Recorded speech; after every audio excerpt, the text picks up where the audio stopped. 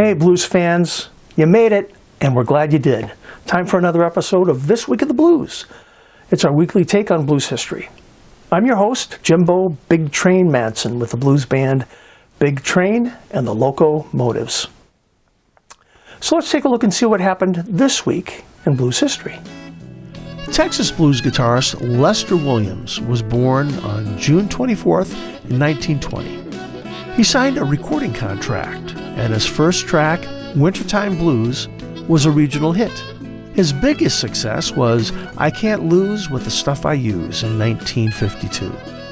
His popularity rose to the extent that he appeared in Carnegie Hall in New York in February of 1953 on a bill that included Dinah Washington, Billy Eckstine, and Nat King Cole. The song I Can't Lose with the Stuff I Use was covered a decade later by B.B. King. Williams released several singles in the 1950s.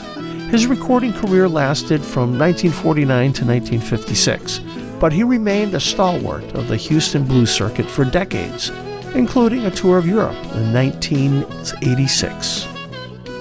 Delta blues musician T. Model Ford was probably born on June 24th in 1923.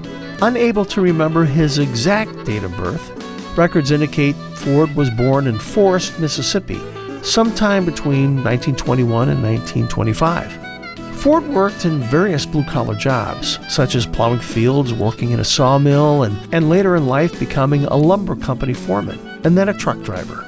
At this time, Ford was sentenced to 10 years on a chain gang for murder.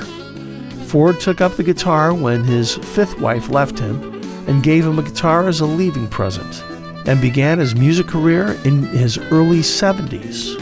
Ford trained himself without being able to read music or guitar tabs.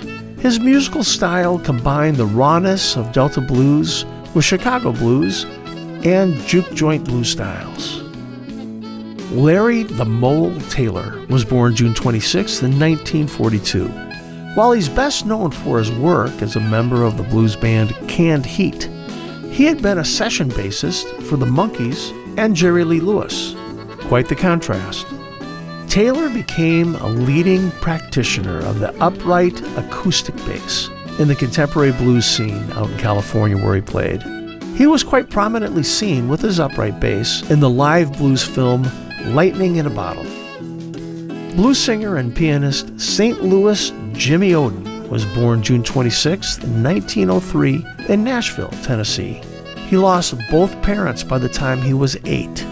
He sang and taught himself to play the piano, and in his teens, he left home for St. Louis and began performing with the pianist Roosevelt Sykes.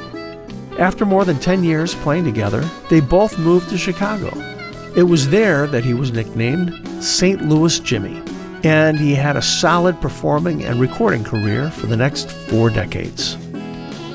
Big Bill Broonzy was born June 26th back in 1903 in Scott, Mississippi, just across the river from Arkansas.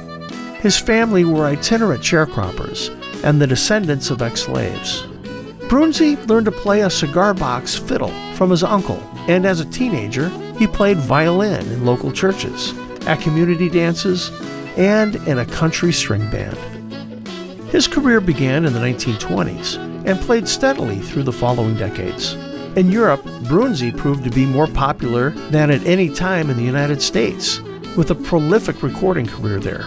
When he died in 1958, he left a recorded legacy which, in sheer size and depth, well exceeds that of any blues artist born on this side of the year 1900. His playing style continues to influence blues players today.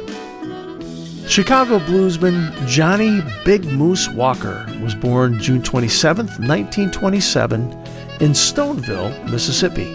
Walker was primarily a piano player, but he was also proficient on the electronic organ and even played bass guitar.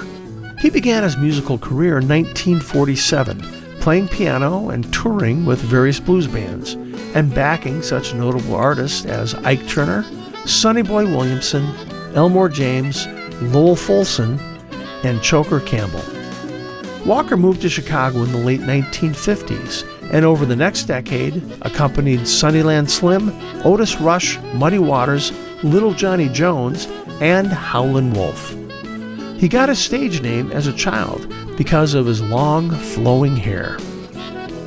Honeyboy Edwards was born in Shaw, Mississippi on June 28, 1915. When he died, he was the last known living link to someone who played and traveled with Jobert Johnson. For much of his life, Edwards was underappreciated, but his slashing, Delta-drenched guitar and gruff vocals were as authentic as Delta blues ever got. Edwards' childhood pals included Tommy McLennan and Robert Petway. Rambling around the South, Honeyboy experienced the great Charlie Patton and played often with Johnson.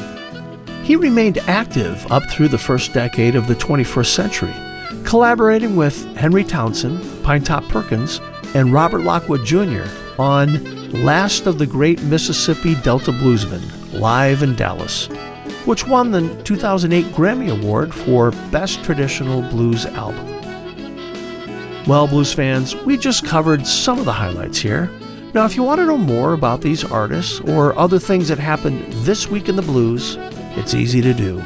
Just follow our social media pages or visit our website at bigtrainblues.com. We'll have a new episode next week, so we'll see you then.